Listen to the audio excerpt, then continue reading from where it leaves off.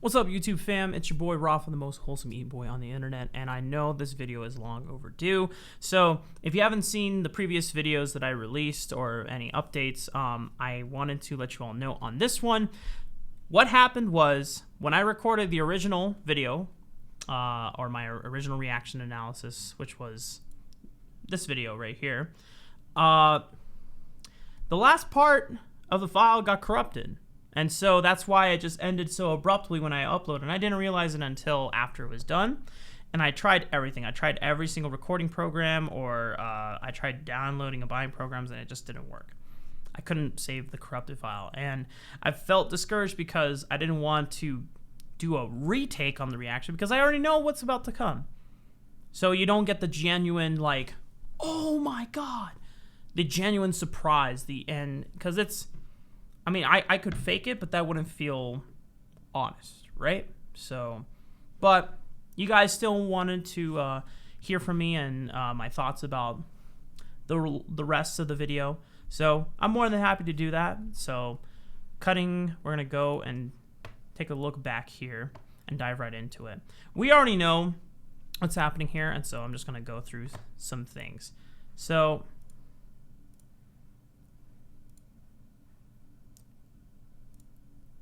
they're just talking about how Riot has been taking them kind of like their game that we never imagined, right? And they're continuing to do that. We just exposed a whole bunch of information about what we're making as we become, I think, more transparent, that they will know. Yeah, so this was all about basically Riot explaining, you know what, we've had a lot of projects in the making, and we just wanted to let you guys know that we were working on stuff. We just, you know, we wanted to wait for the right time.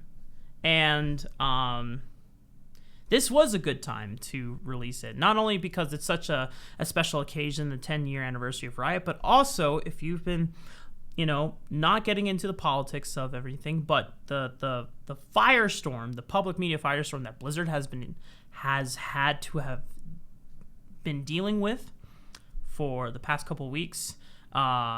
Basically, TLDR, there is a Hearthstone competitive player that once he won a giant tournament in the Hearthstone community on broadcast of one of Blizzard's streams, when they were interviewing him for the win, he appeared to the interview with a gas mask and something about free Hong Kong, protesting the ongoing political conflicts in Hong Kong and China, right? And because even though Blizzard was trying, okay, how do I say this?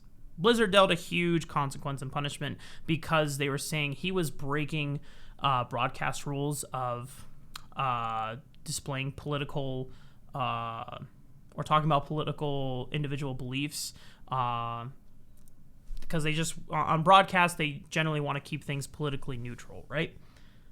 But a lot of the reason why as well is because Blizzard has quite a percentage invested by Tencent, which is from China, and so a lot of people speculated that Blizzard did that out of to make sure that Tencent doesn't pull out their stock, since it is based in China.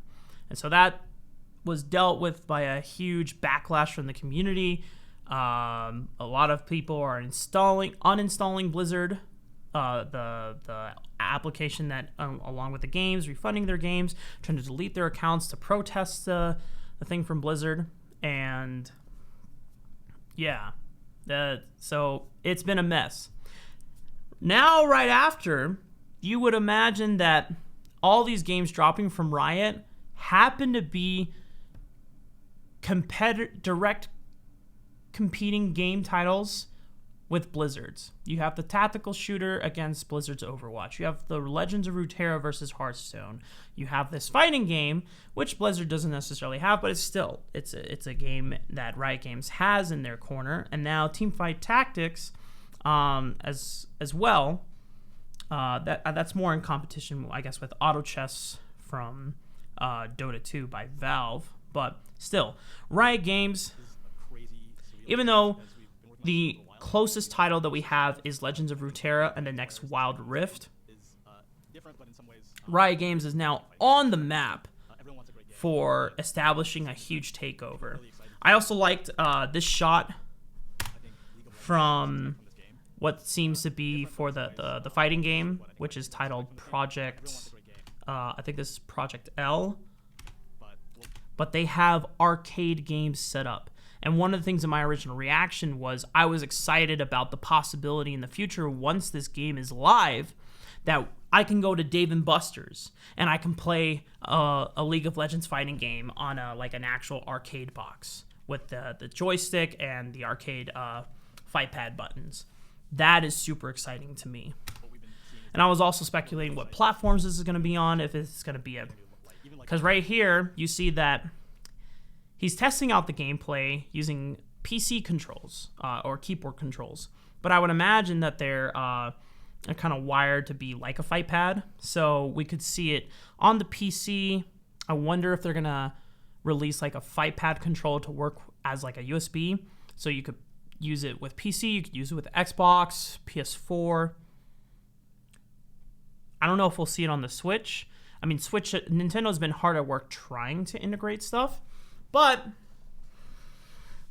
there's always that possibility. And I believe if Wild Rift is coming to console in addition to mobile, I would imagine that there's a chance that Wild Rift comes not only to Xbox and PlayStation, but also Nintendo Switch. And if it comes to Nintendo Switch, for anyone that's that's a fan of Super Smash Bros. Ultimate,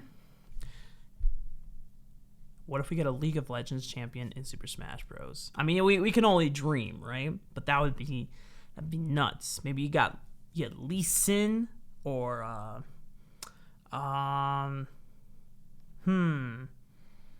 I wonder what would be another good champion and like a Super Smash Bros. Fighter. I'm not sure. But it's so cool just being able to see the coding at the work and the early preview footage of the gameplay. It's super exciting to see all this come to fruition and that they're finally shedding light. And it's like, hey, you know what? I know we've been working on titles and we're kind of like keeping in the dark, but now this is a good time, both for the fan base and as a business move, as a business threat in terms of competition. Super good for Riot. Also, this dungeon crawler / MMORPG looks super cool too. I would love to work at Riot. Hey everyone, I'm Anna, and I'm the executive producer on one of those games you just saw, codenamed Project A. We've talked about yeah, and so this is the tactical shooter. But I figured we could shooter. So, in this, my initial reactions were, this looks like CS:GO but polished, and like this frame right here looks very much like CS:GO. I hope that this is alpha footage, so it's not like fully complete, but I hope that as we get closer and closer to the release date, that like this isn't the final graphics look. Like, this looks cool, don't get me wrong, and if it came out like this, you know, I would be maybe content as long as, you know, the hero abilities look more vibrant, look more impressive, because right now they just have kind of basic particle effects.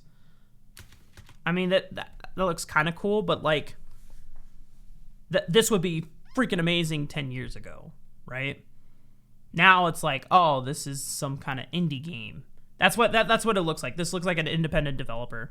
And as much as we like to meme about Riot Games being a small indie company that doesn't make a lot of money, we know that they're a big time company, and if they're pushing out for multiple game titles, they're gonna be a big time company now. So, that being said, core gameplay looks pretty cool. I wonder what this fuel low. I wonder what this hit marker is. If that's like your kill streak. That's 1. It looks like your kill streak. 2. 3. Oh, and see, and there's like even a little sound indicator for like, oh, you're ramping up.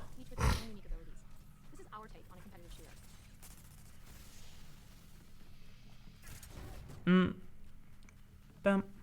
We promise that just like League, we're in this for years and years. Yeah, and they also talked about how they want to set up stable servers and have low latency, no hacking. You know, making sure that you actually, if you're actually landing your shots instead of feeling like you're getting cheated out of it. And you know, that's what all people who all companies say when they release like a new shooter, and then it comes alive, and then it's just like, oh well, you tried, I guess. Nothing has ever been perfect. But then again, I don't play a lot of shooters myself, so I can't really like speak as expertly as I would like to verify. But when I showed this to my friend who's a big shooter fan, like he has been playing CS:GO Source since he was, or back before it was CS:GO Source, back when it was like CS:GO Global, and then even before then. I don't even remember. See, that's how much I don't know about shooters. But I remember when Counter-Strike was still out in 2000, he was playing it. So when he saw this, he was super, super, super excited because he likes, strangely enough, he likes teamfight tactics, but he hates League of Legends just because he thought it was too hard to get into and it just took too long to level up and everything. And he tried to get into it around Season 4, and he's like, nah, I'm just going to go back to shooters. You know, Teamfight Tactics came out, and he had played a little bit of Dota, and he's like, okay, well, TFT is kind of cool, you know. But yeah, shooters is his thing, and he was very intrigued by this. Although there is any connection to the Runeterra universe, this still looks awesome. Gameplay of TAC shooters. But we want to evolve the space. We want a TAC shooter with more creativity, more expression, and a lot more style. And Project A, your abilities create. Yeah, so I'm definitely excited about this. And one of the things that is intriguing is I wonder if, because in Overwatch, all the heroes have different abilities as well as different weapons choices, right? So like Doomfist, he has his fists, and then he can like shoot bullets with his fists. I'm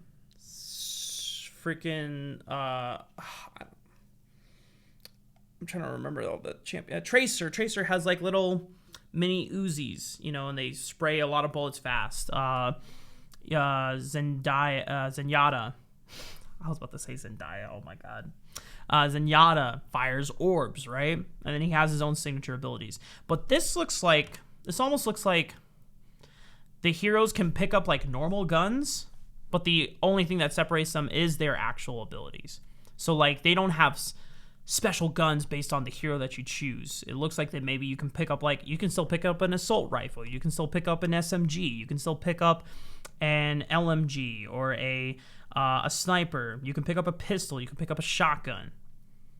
I think that would be interesting, and I think that would be super cool is if, you know, the only thing that separates them is not the weapon choice, but just your abilities and what they bring. And then that might make it too similar to Apex, but then again, Apex is a battle royale, not a tactical shooter. I apologize in advance. My throat has been a little sore, so I gotta swig on the water every now and then. More expression and a lot more style. In Project A, your abilities create amazing tactical opportunities for your gunplay to shine. We started with a crew of veteran developers who have a deep passion and a wide range of experience in the Cool.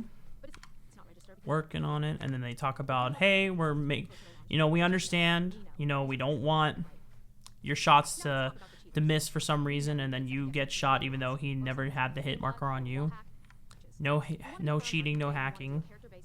Oh, and in my original reaction, I mentioned about how a few years ago, League of Legends on I don't know if it was Reddit or the forum boards, they opened up a competition or an incentive to hackers. Say, hey, we have a security program. We're updating our security program in League of Legends to detect people who are bots or who are cheating or using some type of any hacking or cheat systems to give them a competitive advantage.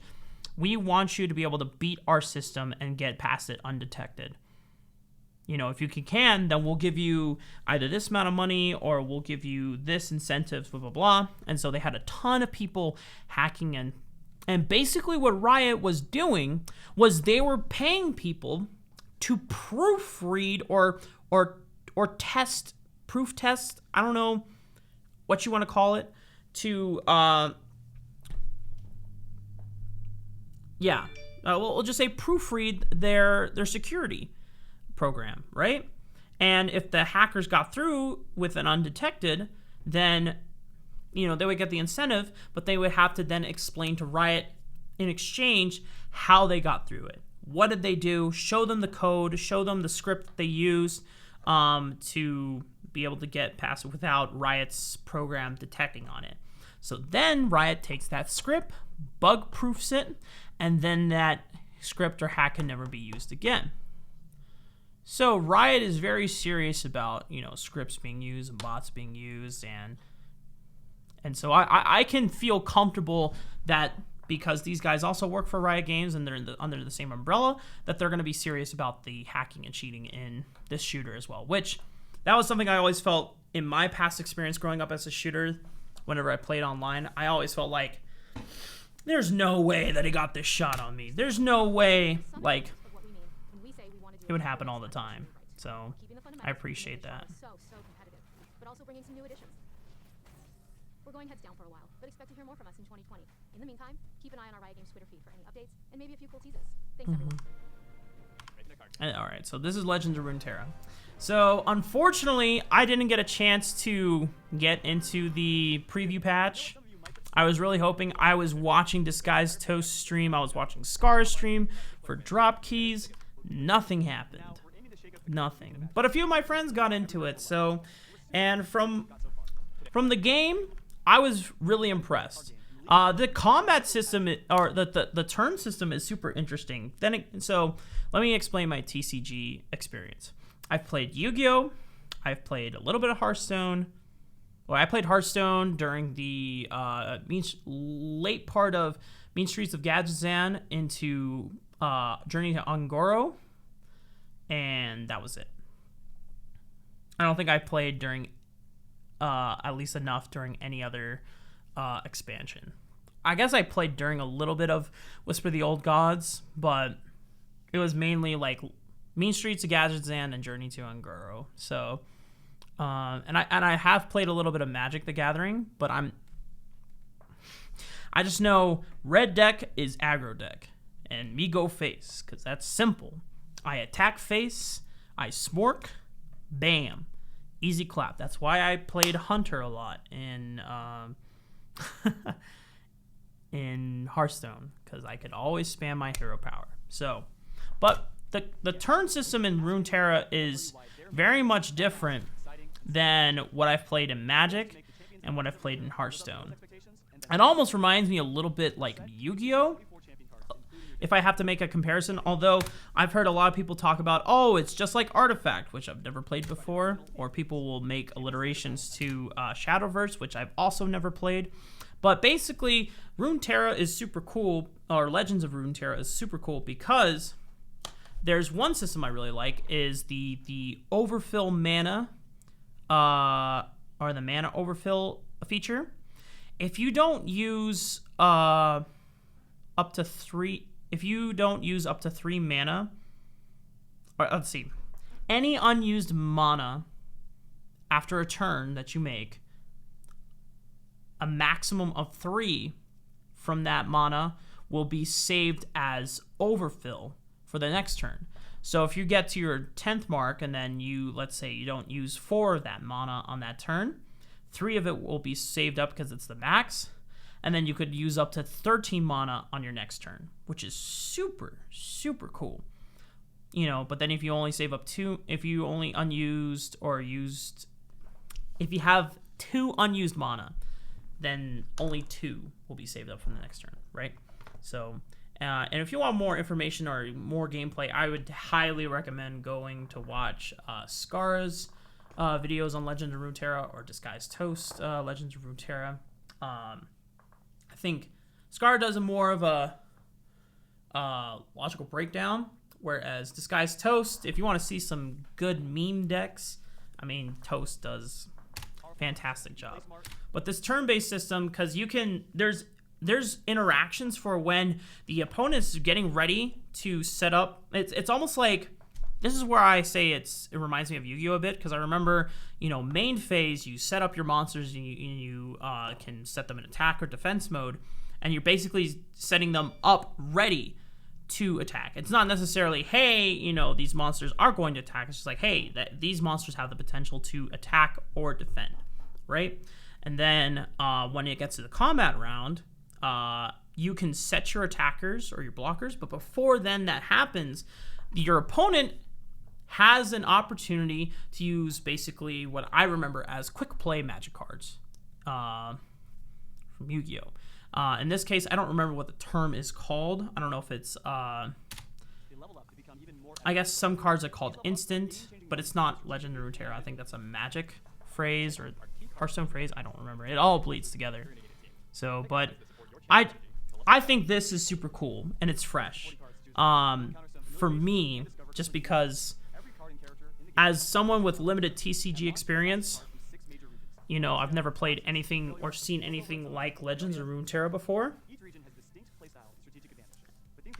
And from the way that the earning system works, I really do enjoy that you never have to invest a single dime, penny, dollar, cent into this game, and you can get the decks that would be quote-unquote the strongest ones in the meta eventually, if you grind it enough. Whereas, yeah, so that's nice that you don't have to just be like, yeah, well, new expansion's out, time for me to dump $300 just to increase my chances of getting like a really solid deck, right? So, I mean, that's assuming based on the preview patch. What actually happens on live release, is another story, but I'm hoping that is the case.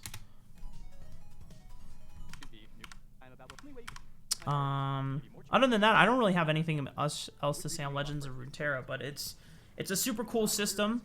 You can it kind of reminds me a little bit of Magic the Arena, where you just keep playing the deck over and over and over again, and so you start leveling up and getting the specific cards that you need to make that deck. So that's super nice. And then let's get to the last part. Oh yeah, so then say thank you. We've always aspired to be worthy of the passion. Tryndamere and Rise saying thank you to the community, and that everything is everything is because of us, which is nice, because I know Riot's had their own problems, the sexism in the workplace, and just I mean, there's other things that Riot just didn't deal with as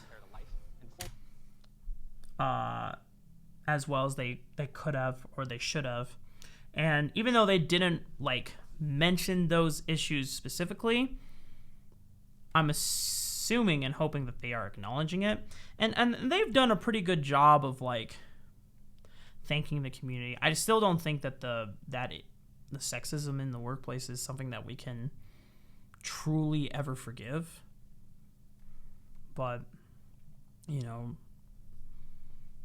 I guess life will move on, and we hope that it sets precedence that behavior is intolerable, inexcusable, no matter what position you are, wherever you are.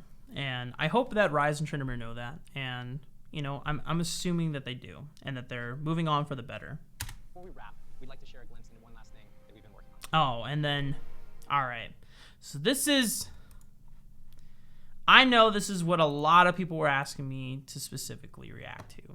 It's not going to be the same as before, but going through this was super exciting, because at first I was like, wait, this is the Rise music video. What's the significance of this? And then this pops up. I'm like, okay, cinematics, right? because this is the cinematics team. It's like, oh, cool, yeah. These are all the music videos, the cinematics, the trailers. And then I immediately thought back to earlier in the video where they said, yeah, we've been working on multiple game titles, maybe board games, even TV shows, and instantly that connection was made. And I was like, oh snap. The cinematics team is finally being put to the test, the ultimate test. And I'm just freaking out. I'm just like, oh, no way. No way. And then, boom, I lost my shit. I'm just like, ah, it's so beautiful. I'm assuming this is Zon or Piltover. And the reason why I say Zon or Piltover, because Piltover is normally like, it is the city where all the mechanical stuff, that's where Jace, Orianna, Caitlyn, Vi is from. I think Jinx is also from Piltover, which we do see a little cameo of Jinx with her boots walking at the very end of the animated series trailer. But I also think Zon, because Zon is green and they have gash and chemicals, and I'm trying to, and this makes me think of Zon right here. So maybe it's both Piltover and Zon that the animated series will explore in Runeterra. But yeah, looking throughout the entire trailer, apart from Jinx, the only other person I think potentially is here from the League of Legends cast is Graves, but I don't even know if this is Graves right here, so.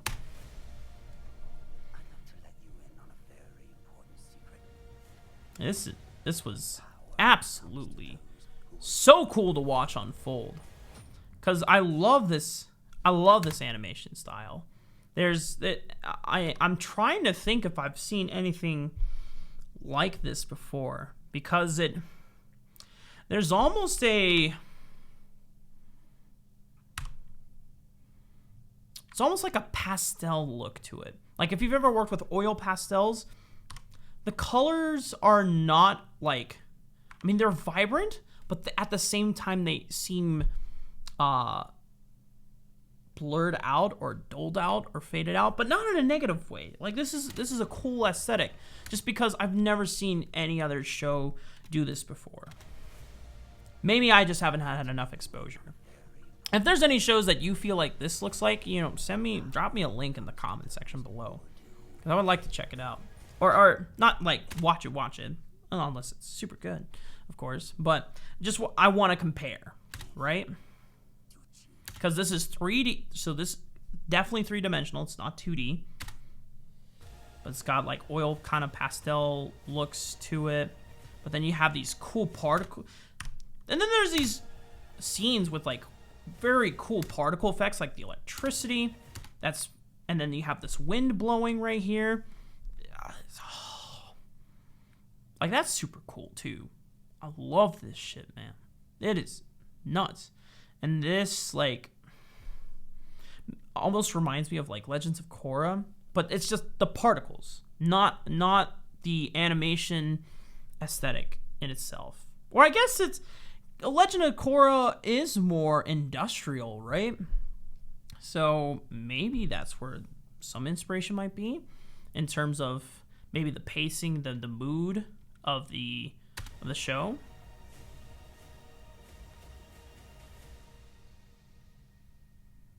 Oh, that's such a cool shot. Get the entire overview of what I assume is Zon or Piltover. See, now what would be super cool is that people who start watching the show, eventually this becomes a champion, right? And that's what is so cool about having these new games, because they're all expansions and extensions of the main universe. And then at some point they're going to come, Riot will have reason to introduce them into the other games. Like I remember in Runeterra, one of the shots that we saw, they explained that Senna, who is already a confirmed champion in League of Legends, will be coming to Legends of Runeterra as a card as well. And then we saw Yone, I believe Yasuo's brother, which I was super lit about. I was like, oh snap. And then at some point, Yone will be added to League of Legends, maybe? Maybe it gets added to Teamfight Tactics. Who knows? The possibilities are endless. And then we could have a champion from the animated series, which is called Arcane. And then here's Jinx, strutting with her boots. You're gonna get jinxed. Yeah. And that was it. So, overall, this made me super appreciative of Riot over the years and how fantastic that they've been. And yes, they're not perfect. They've had their mistakes, both small and very, very, very, very, very, very big. Some that I still am not ready to quote unquote forgive them for, but I can say that I'm excited about all these changes and upcoming things that they're doing. So with that in mind, this is the official end of reactions and impressions and thoughts about Riot Pls anniversary celebration. Thank you so much to everyone for, asking for this. I know I really wish that I could have given you the original video with the remaining part. I hope this suffices. If you enjoyed this content, please like and subscribe. As always, help out your boy Rafa. And let me know if there's anything else that you would like to see from me. As I said multiple times before, I do this, guys, for you. Or I do this for you guys. I want to share my passion for League and pretty much anything else. You guys want to talk about music? I'm down to check out some music videos. You guys want to talk about theater trailers and movies? I'm down to talk about that, especially if it's Marvel's. I love Marvel. I love Disney films. But I also love like serious films too. I think Joker, fantastic movie, by the way. Oh my god. There's so much that needs to be said about that. The next kind of quote unquote serious film I'm looking forward to seeing is Jojo Rabbit. I think it has a really interesting premise. There's also Lighthouse that comes out this weekend that I'm super interested. I also saw Ad Astra about last week, and that was super cool. I think there's a lot to be said about the journey of man and the limits of man in that film.